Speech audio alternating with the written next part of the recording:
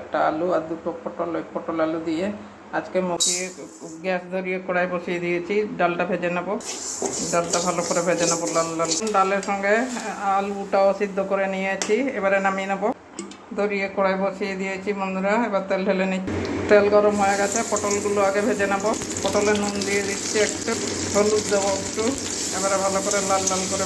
এখন পটল ভাজা হয়ে গেছে, এবারে পটলগুলো তুলে নিচ্ছি।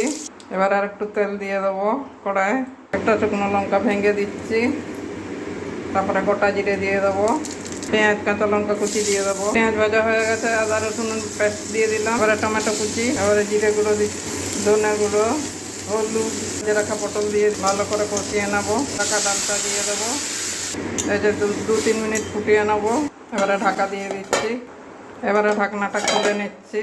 আর এখন আমার ডালটা প্রায় হয়ে গেছে, একটুখানি ঘি দিয়ে দেবো, না একদম রেডি হয়ে গেছে।